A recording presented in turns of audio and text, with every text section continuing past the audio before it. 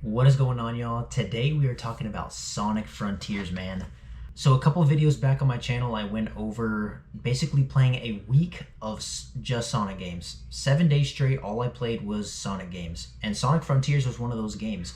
And this is the game that I have been playing for the past couple weeks. And so today I wanted to talk about it and give it its own designated video because I feel like it deserves it, and I really want to give my thoughts as I've grown to like this little hedgehog a little bit more than previously. So I gotta say, going into this game, I really didn't know what to expect because I've seen a lot of discourse online. I've seen a lot of good things and a lot of bad things just over the years. This game came out quite some time ago, and I have the PlayStation 5 version. There's many other versions of this game, and even now there's the Nintendo Switch 2 Sonic Frontiers Definitive Edition. I've seen some interesting things about that one as well, but I wanted to give my thoughts on the PS5 version, I guess, because that's the only one I've played. But going into this game, like I was saying, I didn't really know what to expect because I've seen people saying like, this is not what we wanted, especially like the era when this game came out. A lot of Sonic fans, I feel like, were like 50-50. Half of them were, half the Sonic fans and community were like, this is amazing, this is what we wanted, this is like something different. And half of them are like, this is not Sonic, this is not what we wanted. And like, why are you trying to make Sonic open world, right? Because that is the whole gist of Sonic Frontiers, is it is like the first Sonic open world game. There's just a lot of up and down, a lot of discourse, a lot of 50-50 going on in the Sonic community. So I wanted to give it a try myself, and I will say I have been delighted to finally give this game a shot, and I'm glad, really glad, excuse me, really glad that I have given it a shot because it surprised me. I've really been enjoying it. I think that, the open world concept for Sonic actually works in Sonic Frontiers, which again, that is, you guys might have a different opinion than I do when it comes to that. And definitely let me know your thoughts on the game down below if you've played it, maybe what version of the game you've played it for, on what console, because it's out on so many different consoles. Definitely let me know. I'd be curious to see.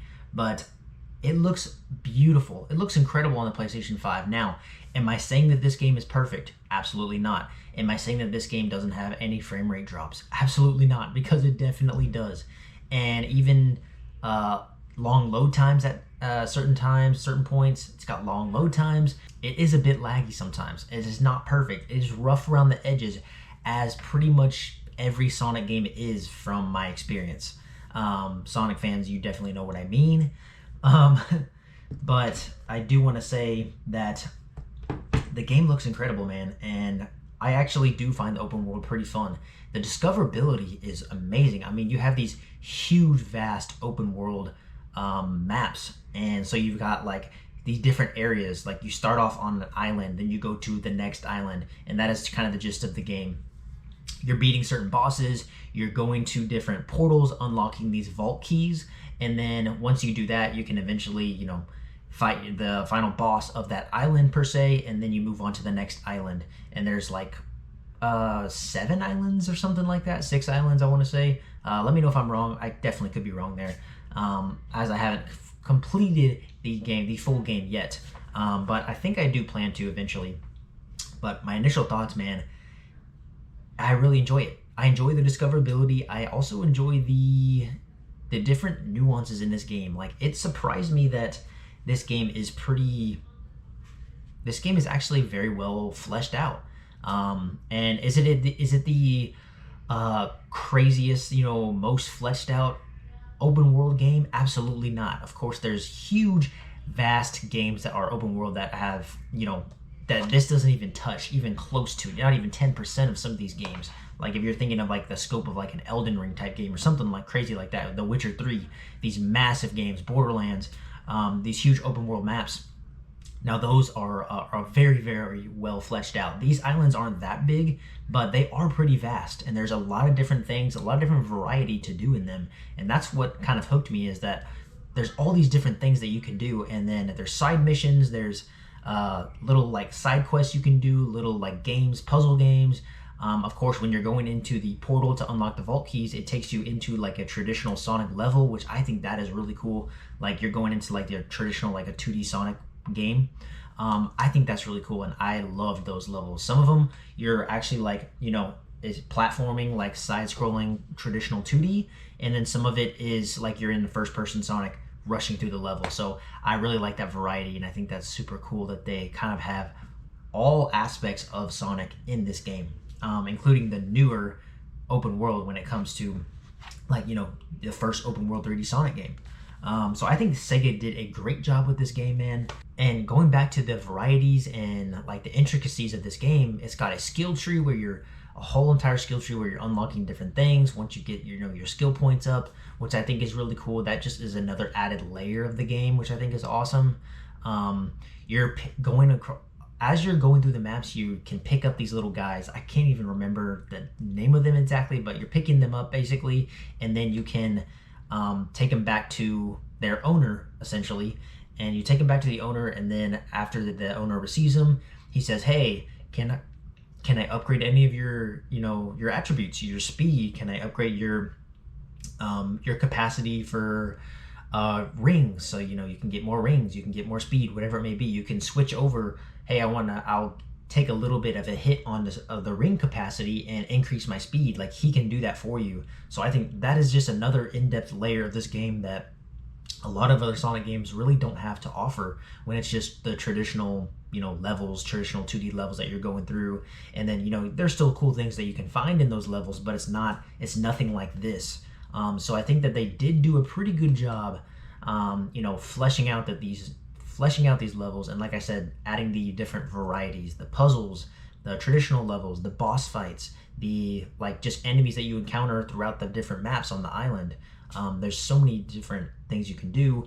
Just zooming around the map, the music, the OST is amazing, man. I really enjoy just listening to like the tracks "I'm Here" or "Sonic Heroes." If you guys know, definitely let me know what your favorite track of the game is, but those are great.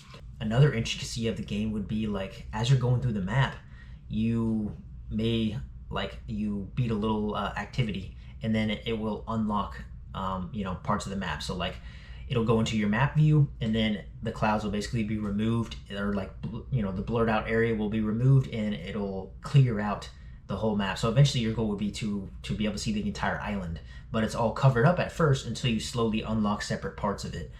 So just little things like that, I think, for me, go a long way. Also, there's cutscenes that are pretty cool.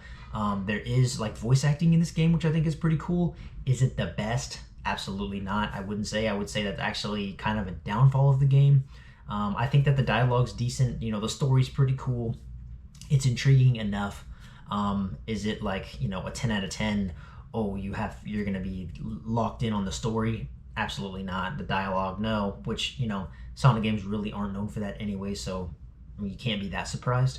But I do think that they did a great job with this game, man, and I really enjoyed playing through this game and playing through the levels, unlocking new parts of the island, unlocking going to the different portals, playing the different traditional 2D levels. I think that's really cool, and it even goes all the way back to Green Hill levels and stuff like that, where it's showing Sonic's history, which I think is awesome. So that is sort of my thoughts on the game. I really enjoyed Sonic Frontiers. I do want to continue playing it and eventually beat it. It's a pretty long game, if I'm not mistaken. I'm I want to say 10-ish hours in at this point, and like I said, it shocked me. I didn't really know what to think. I didn't know if I was gonna love it or hate it. That's what it seems like online. You either love it or hate it. I think that it is good. I think it's great. I think it's a great Sonic game, and it's one that I've really enjoyed compared to some of the other Sonic games. I have to say, Sonic Superstars, I tried that one out earlier this year, and that one was a little rough, I'm not gonna lie, on Switch 1. So anyways, that's a story for another day, but let me know what your thoughts are on Sonic Frontiers. I know that this is coming out so late, but since it's my first time playing it, I really want to give my thoughts. I know I have been posting a little bit more Sonic, and you guys are engaging with that pretty well, so I want to see what the Sonic sickos out there, the Sonic fans that you guys are, what you guys have to say about the game. I'd love to know, and I'd love to know any other Sonic games that I should try out as well next. So thank you guys for giving me your time. If you are not subscribed to the channel, I'd really appreciate it. I think 90-ish% of the people that watch my videos aren't subscribed. So I'd really appreciate you subscribe, like the video if you guys do enjoy it and want to, you know, consider seeing more videos from me in the future.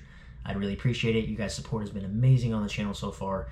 We just recently hit 1,000 subscribers, which is a huge milestone, man. This is like, I couldn't have asked for a better like audience to you know, share this love of the medium of video games with. So I appreciate you guys, and I will see y'all in the next video.